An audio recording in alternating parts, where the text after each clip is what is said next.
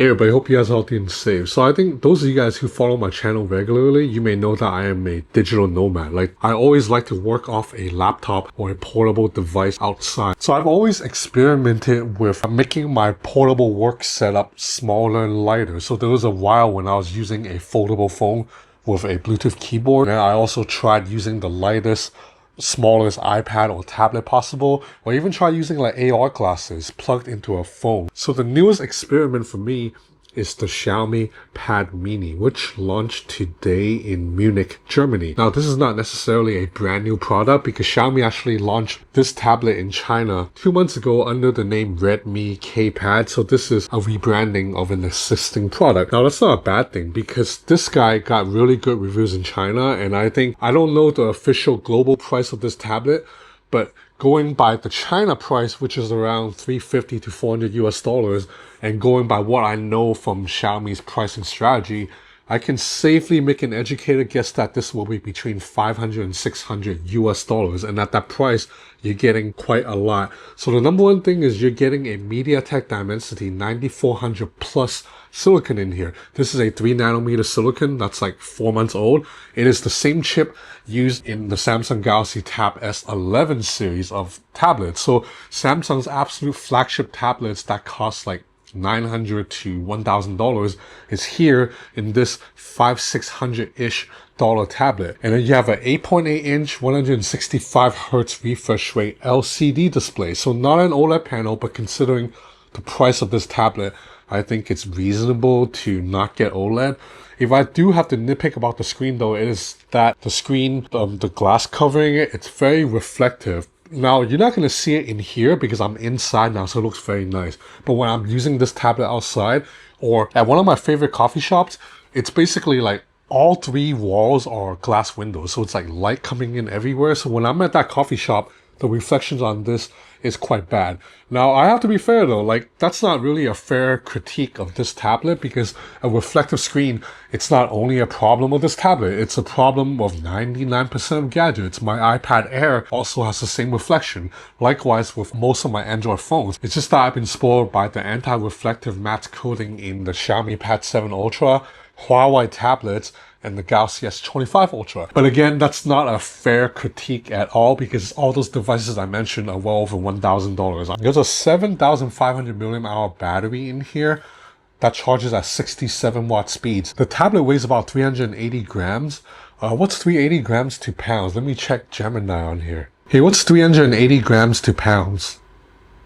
So 380 grams is approximately 0.8 pounds. So it's a very lightweight tablet. It's about 6.3 millimeters thick. And you can see I can hold it with one hand very easily, you know, like just as portable as you would expect from a device with a flagship silicon. Xiaomi also made this really nice cover. The back is made of like this faux vegan leather, like fake leather. It covers 3 sides of the tablet. So you just snap it on. It's a hard shell tablet. I like this little flap here that is mostly soft, so you can stick your hand under it to help you hold the tablet with one hand easier. Like now, if you hold it like this and you stick your finger through the flap, you know you're not going to drop this tablet. But the cool part is this flap, even though it's mostly soft, it does get hard enough when you push it out here that it locks into place so you can use this as a kickstand. Now, the reason this part of the tablet is not covered is because this tablet supports a stylus or the Xiaomi focus pen, so it just snaps on. So it just snaps onto the top. So just like that, you have yourself a pretty capable do-it-all machine. The MediaTek Dimensity chip, it's more than powerful enough to run any game off the Google Play Store at the highest setting, because I've already tested the chip thoroughly here and also in the Tab S11. It's a flagship chip, so I even edited a video on this on LumaFusion. You can see right here, I have a, how long is this video? Like a 9-minute long video. Multi-track, multi-layers, and you see I can scrub through the timeline smoothly right now. And then I exported this 9-minute video and it took about 3.5 to 4 minutes. 4K 30 video multi-track. So it's nice to know that it is possible to edit videos on this small tablet. Even though it would not be my #1 preference to do it, it's good that it can do it. So that means if I need to go away on a short work trip and I want to pack as light as possible, I can in theory bring this to do all my work, because my work consists of writing words, which you can definitely do on this tablet, and making videos, which this tablet can do. Now, I have to be honest, the iPad is still a better video editing device than any Android tablet because Final Cut on iPad and even LumaFusion on iPad is just better than the Android versions. But still, it is doable. It's just not like my favorite experience. Now, unfortunately, Xiaomi did not make a first-party keyboard folio case because I'm someone, I'm a little bit nitpicky. I want my on-the-go work machine to be one set. So I would love to have a keyboard flap that covers, but Xiaomi didn't make one.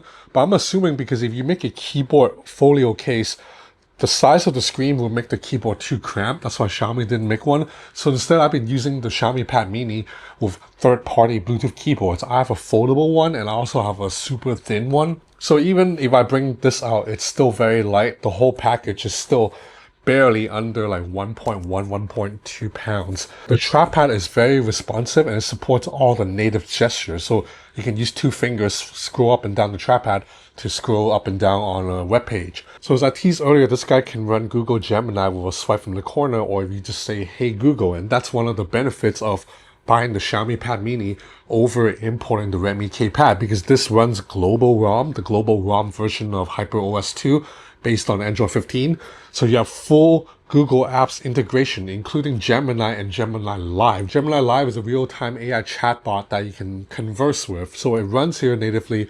You also have Circle to Search, which is such a basic feature, but I really love. When I use a China ROM phone like my Vivo X200 Ultra or an iPhone, I miss not being able to quickly search something with just long press of a taskbar and draw a circle. Like I'm able to quickly find an outfit or a location. Like, you see a picture of a building, you're like, oh, this looks cool. Where is this? Circle to Search, we're able to find that in 2 seconds. I love that. So that is here.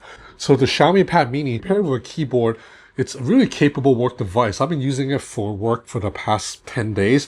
So I wrote 3 different video scripts on this guy and I published 2 articles on Forbes, all written on here. And as I mentioned, you are able to edit a video on this. I actually edited a couple of videos on the larger Xiaomi Pad 7 earlier this year during MWC.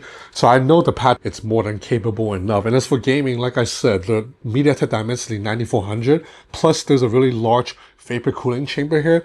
It keeps the device cool and you can run any game at maximum frame rate at the highest graphical settings without performance dip. As for battery life, for a tablet, it's hard to gauge because it's not a phone. It's not something that you just take outside and you're using it all day.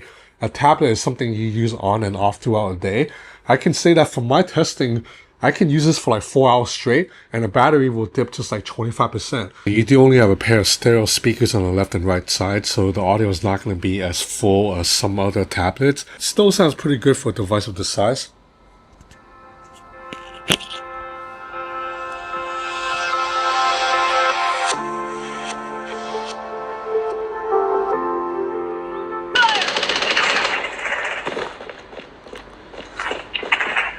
Okay, so you have an 8 megapixel front-facing camera. Unfortunately, when you have the device in landscape orientation, it is on the left side. And this is how I sound and how I look right now. This is video, 1080p video, so no 4K, but 1080p is good enough. But for video calls, this is more than serviceable. And you flip it to the back, you have a 13 megapixel camera here. That is fine, like I said, for a tablet, really don't really care about the camera that much for a tablet. HyperOS 2 on here really just behaved like most other Xiaomi products I've tested. You do have a very capable multitasking system with the 3 dots at the top. So you tap on the 3 dots, you're able to quickly launch an app into a split screen window, and then you can resize the split screen to or launch one of the windows into a floating window mode. So pretty capable, although not my absolute favorite multitasking system, because I still think Oppo and OnePlus's system where it zooms in and out of the grid, it's a little bit better, but this system is still better than what you get from the Google Pixel, for example. So overall, the Xiaomi Pad Mini, it's an excellent tablet if you just want something smaller for one-hand use, for two-hand gaming, because if you try to do two-hand gaming on a larger tablet, you do get tired very fast. This, you can do it like that very easily because 0.8 pounds, and then likewise, one-hand use, very capable. So the Xiaomi Pad Mini, again, unfortunately, I don't know the official price of this guy, But like I said, I'm guessing it'll be between 500 to 600 US dollars. That's converted from the European price.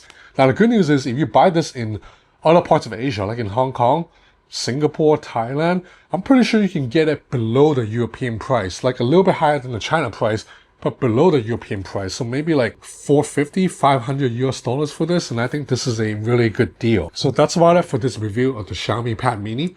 I have a lot more content coming, so if you're interested in keeping up to date with the latest in consumer tech, please subscribe to my channel. It will help me a lot. That's it for now. Thanks for watching.